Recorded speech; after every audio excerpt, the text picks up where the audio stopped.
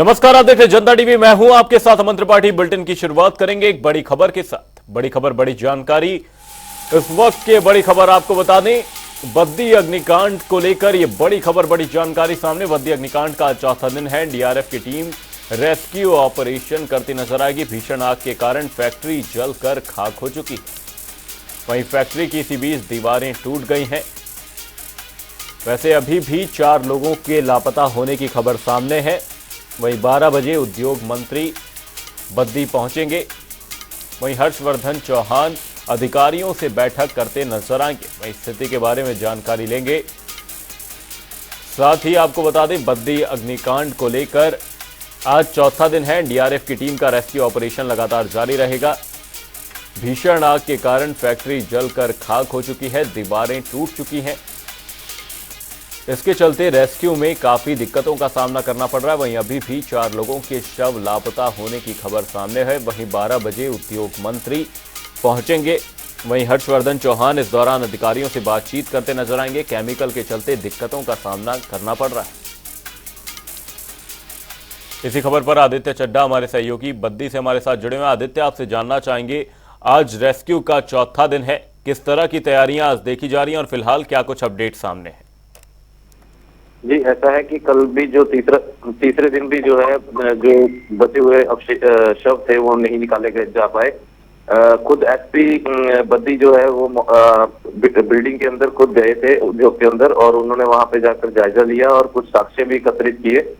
और साथ ही जो है उन्होंने बाहर ये बताया कि कुछ जहरीली गैसेज हैं जिसके करके जो है अंदर नहीं जा पा रहा है। और फिलहाल जो है उनसे ये सूचना मिली है कि चंडीगढ़ से जो है फॉरेंसिक की टीम जो आएगी आज, और साथ में जो है बिल्डिंग का जायजा लेगी कि बिल्डिंग जो है वो इस समय सुरक्षित है कि नहीं है, या इस बिल्डिंग को डिमोलिश किया जाएगा।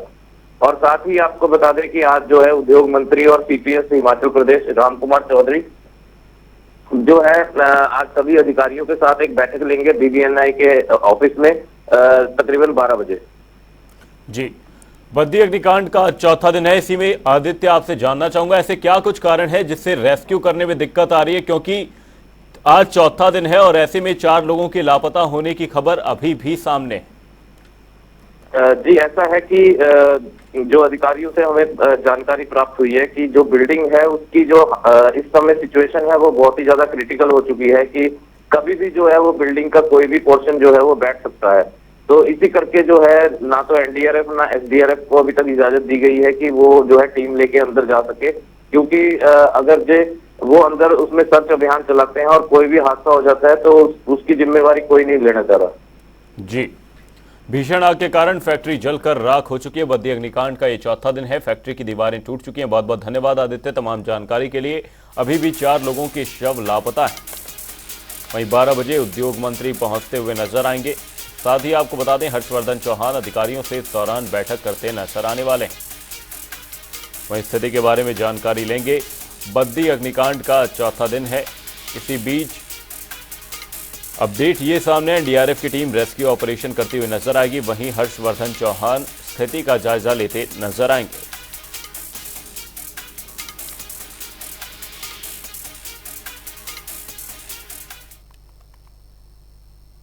आगामी लोकसभा चुनाव को लेकर बीजेपी की एक महत्वपूर्ण बैठक गगल में संपन्न हुई। इस बैठक की अध्यक्षता बीजेपी के राष्ट्रीय अध्यक्ष जगत प्रसाद नड्डा ने की। बैठक में बीजेपी के सभी कार्यकर्ता मौजूद रहे। साथ ही लोकसभा चुनावों को लेकर भावी रणनीति तैयार की गई और जेपी नड्डा ने पार्टी के पदाधिकारियों को दिशा निर्देश दिए। बैठक में बीजेपी प्रदेशाध्यक्ष राजीव बिंदल ने 2024 के लोकसभा चुनाव में प्रदेश की 4 सीटों को जीतने के लिए किस प्रकार से आगे बढ़ना है, इसको लेकर भी राष्ट्रीय अध्यक्ष से मार्गदर्शन प्राप्त हुआ है।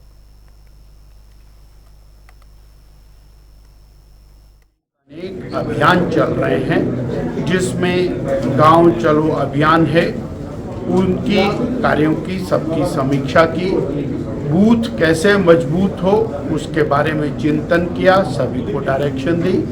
मन की बात का कार्यक्रम कैसे प्रभावशाली हो, हर मन की बात के कार्यक्रम में बूथ की बैठक हो, अर्थात ग्राउंड जीरो के ऊपर श्री नरेंद्र भाई मोदी जी की सरकार की उपलब्धियां किस प्रकार से पहुंचे और इंडी गठबंधन और कांग्रेस पार्टी की जो नकारात्मक नीतियां हैं, जो परिवारवाद है, वो कैसे नीचे तक पहुंचे, इन सभी विषयों को लेकर के माननीय राष्ट्रीय अध्यक्ष श्री जगत प्रकाश नड्डा जी ने पूरी तरह से पार्टी को और तैनात किया, चाक चौबंद किया। 2024 में हिमाचल प्रदेश की चारों सीटें जीतने के लिए किस किस तरीके के साथ संगठन को आगे बढ़ना है, वह समस्त दिशा निर्देश आज की बैठक में दिए।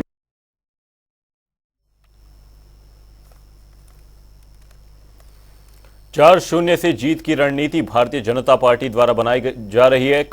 कांगड़ा में भी नड्डा की यह बैठक देखी गई। जेपी नड्डा की अध्यक्षता में यह बैठक संपन्न हुई। साथ ही आपको बता दें, इस दौरान लोकसभा चुनावों को लेकर रणनीतियां तैयार की गई। साथ ही इस दौरान पार्टी के पदाधिकारियों को निर्देश भी दिए गए। लोकसभा चुनावों की तैयारियां तेज करते हुए भारतीय जनता पार्टी नजर आ रही है। इसी बीच कांगड़ा पहुंचे बीजेपी के राष्ट्रीय अध्यक्ष जेपी नड्डा। कांगड़ा में उन्होंने एक बैठक की, उनकी अध्यक्षता में यह बैठक देखी गई, जिसमें लोकसभा चुनावों की रणनीति पर चिंतन मनन किया गया। वहीं लोकसभा चुनावों को लेकर रणनीतियां तैयार की गई। वहीं पार्टी के पदाधिकारियों को इस दौरान निर्देश दिए गए। इसी खबर पर धर्मशाला से हमारे सहयोगी सौरभ अटवाल हमारे साथ जुड़े हैं। सौरभ, आपसे जानना चाहेंगे, जेपी नड्डा का कांगड़ा दौरा देखा गया, इस दौरान क्या कुछ बड़ी बातें रही उनके इस दौरे के दौरान?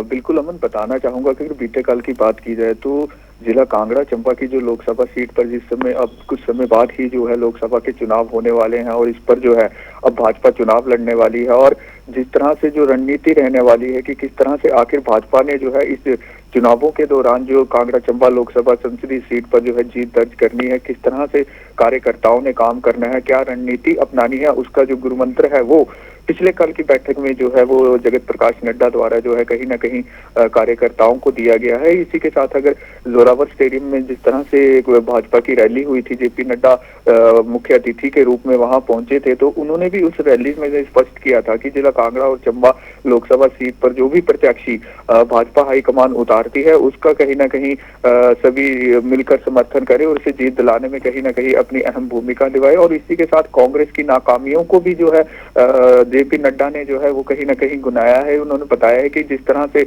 विधानसभा में जो है 10 गारंटियों का झूठा वादा करके सरकार जो है सरकार में आई है, सत्तासीन हुई है, उनमें से एक भी गारंटी जो है अभी तक जो है कांग्रेस पूरी नहीं कर पाई है। इसी के साथ अगर भाजपा लोकसभा चुनावों में जीत दर्ज करती है तो जिस तरह से केंद्र सरकार की योजनाएं, लाभकारी योजनाएं जो चल रही है, उनका लाभ जो है कहीं ना कहीं हिमाचल प्रदेश के वासियों को मिल सके। जी अमन, 4-0 से जीत की रणनीति भारतीय जनता पार्टी बनाती नजर आ रही है। बहुत बहुत धन्यवाद सौरभ तमाम जानकारी के लिए। जेपी नड्डा कांगड़ा के दौरे पर रहे, इस दौरान उन्होंने बैठक की और लोकसभा चुनावों को लेकर रणनीति बनाई और कार्यकर्ताओं का मार्गदर्शन किया।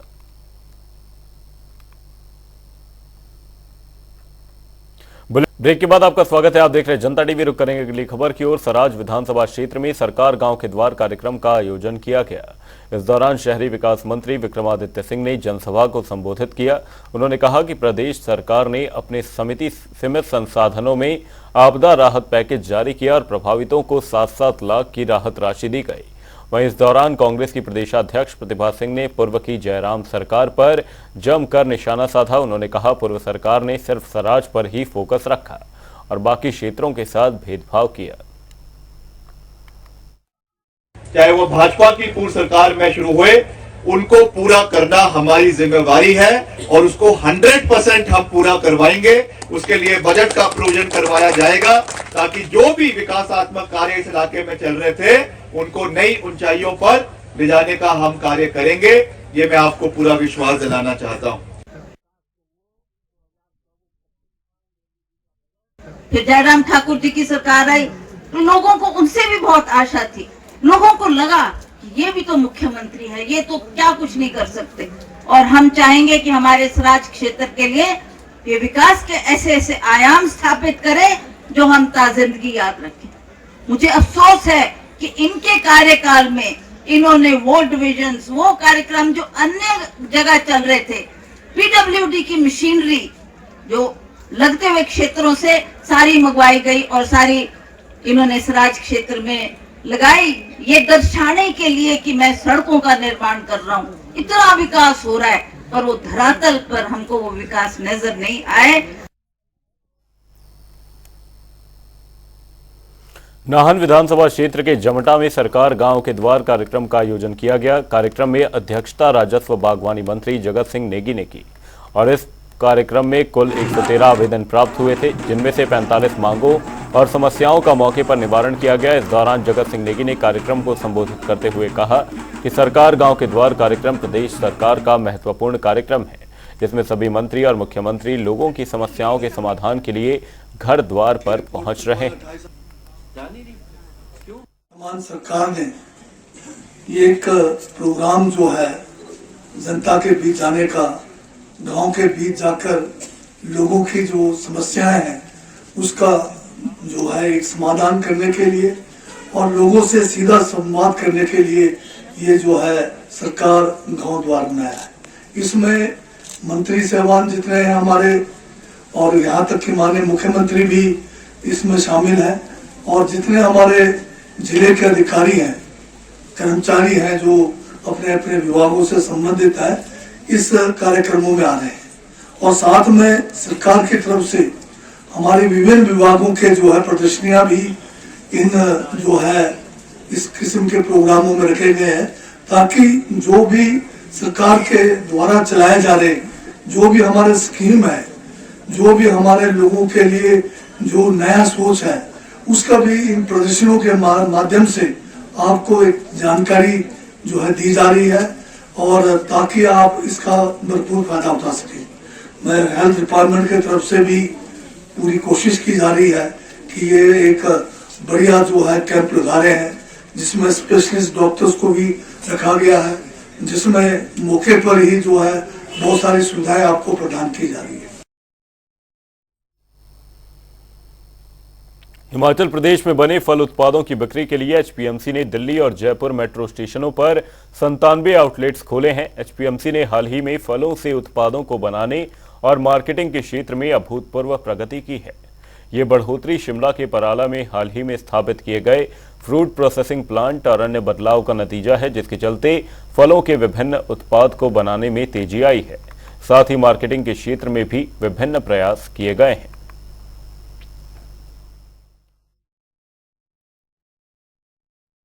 अगर हम टोटल देखें पूरे इंडिया में हिमाचल को जोड़कर हमारे पास लगभग 147 शॉप्स जो है डिफरेंट उस जगह पर स्थापित है। फिर हम आगे बढ़ रहे हैं, जो मेट्रोज हैं, मेट्रोज में हमने लगभग अभी 100 शॉप्स के लिए एग्रीमेंट किया है, जिसमें कि 85 अप्रूव हुआ है। जो दिल्ली मेट्रो है उसमें और स्थापित भी हो चुकी है, लगभग 50 के करीब तो रिसेंट में स्टार्ट करना भी हो गया काम। इसी तरह से जयपुर मेट्रो में लगभग 12 शॉप्स हम स्टार्ट करने वाले हैं और रेलवेज के साथ जुड़ रहे हैं, अपनी एयरपोर्ट अथॉरिटी के साथ जुड़ रहे हैं, जो आर्मी डिफेंस वगैरह उनके साथ जुड़ रहे हैं।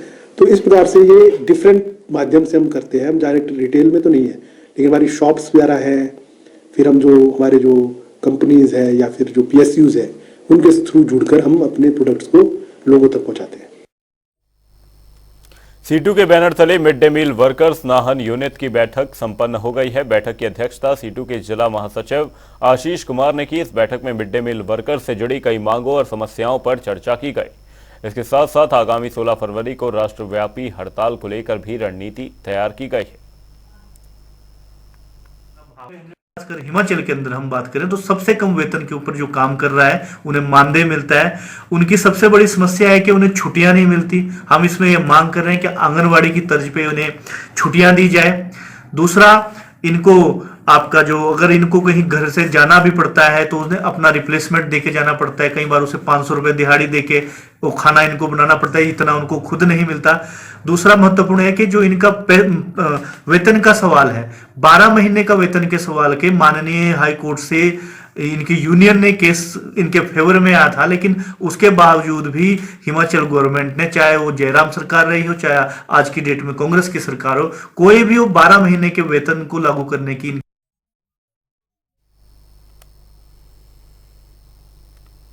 बिलासपुर और सोलन सीमा पर क्यारड के पास सड़क पर बने गड्ढे जानलेवा बनते जा रहे हैं। सड़क के बीचों बीच बने ये गड्ढे 3 से 4 फीट गहरे हैं, जिससे गाड़ी चालकों को भारी परेशानियों का सामना करना पड़ रहा है। वहीं गाड़ी चालकों का कहना है कि खड्डों की वजह से उनके गाड़ियों के पुर्जे भी टूट रहे हैं, जिससे गाड़ी चालकों को काफी परेशानियां उठानी पड़ रही हैं। गाड़ी चालकों ने प्रशासन और सरकार से मांग की है कि जल्द से जल्द इन बड़े बड़े खड्डों को भरा जाए ताकि गाड़ी चालकों को राहत मिल सके।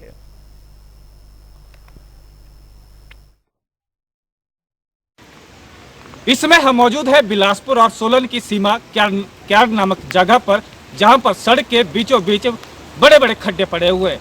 ये खड्डे 3 से 4 फीट के खड्डे हैं, जिनसे यहां पर दुर्घटना का खतरा बना हुआ है। मेरे पीछे आप देख सकते हैं कि इतने बड़े बड़े खड्डों से गाड़ी चालकों को भी काफी समस्याओं का सामना करना पड़ रहा है। गाड़ी चालकों का कहना है इन खड्डों की वजह से उनके गाड़ियों के जो कल पुर्जे हैं वो भी टूट चुके हैं। अगर यही हाल इस सड़क मार्ग का रहा तो आने वाले दिनों में यहां से गाड़ी चालकों को गुजरना बहुत मुश्किल हो जाएगा और ये बड़े बड़े खड्डे जानलेवा बन सकते हैं। उन्होंने सरकार और प्रशासन से मांग की है, अगर जल्द से जल्द इन खड्डों को नहीं भरा जाता है तो आने वाले दिनों में यहाँ पर कोई बड़ी दुर्घटना घटित हो सकती है। तो अब देखना यह है कि सरकार इन खड्डों के ऊपर कितना संवेदनशील है और किस तरह की कार्रवाई अब करेगी। जनता टीवी के लिए अपने सहयोगी के साथ सुभाष ठाकुर की रिपोर्ट। चंबा में मौसम ने एक बार फिर से करवट बदली है। ऊंचाई वाले क्षेत्रों में बर्फबारी का दौर जारी है, वहीं नीचे के क्षेत्र में लगातार मूसलाधार बारिश हो रही है। ऐसे में ठंड का प्रकोप भी काफी बढ़ गया है और तापमान में काफी गिरावट दर्ज की गई है। एक खास रिपोर्ट देखिए। जिला चंबा में एक बार फिर से मौसम ने करवट बदली है। ऊंचाई वाले क्षेत्रों में बर्फबारी का दौर जारी है, वहीं निचली क्षेत्रों में लगातार बारिश का दौर जारी है। ऐसे में तापमान में काफी गिरावट दर्ज की गई है और ठंड का प्रकोप भी काफी बढ़ गया है।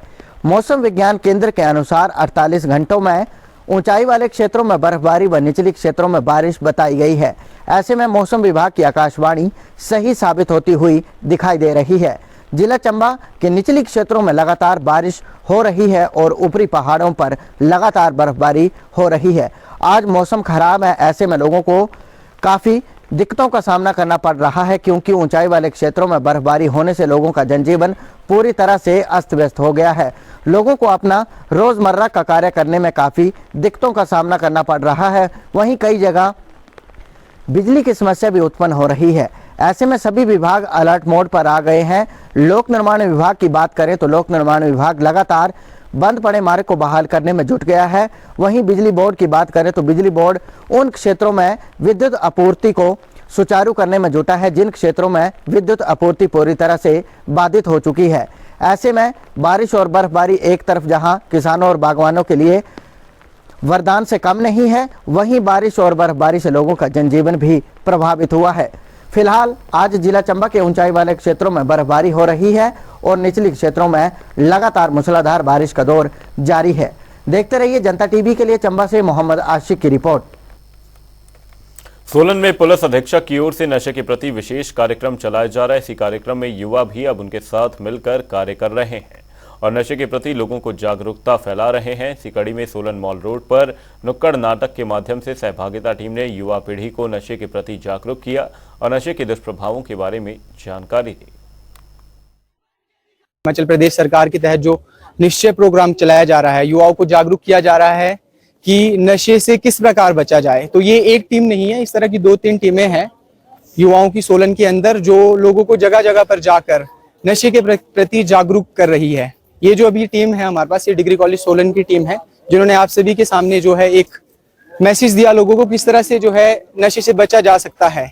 एक मैसेज उन्होंने बताया कि जिस तरह से लोग यहाँ पर आ रहे हैं, हमारा सोलन जो है एक एजुकेशन हब बन चुका है और हम सभी जानते हैं कि आए दिन जो ड्रग्स के मामले जो पुलिस के पास आ रहे हैं सोलन के अंदर, ये बढ़ते जा रहे हैं। युवा इसमें फंस तो रहे हैं लेकिन इससे बाहर निकलने का कोई रास्ता नहीं है उनके पास, तो इसी के प्रति जागरूक करने की कोशिश कर रहे हैं। इस बार युवाओं ने खुद इनिशिएट लिया है इसमें।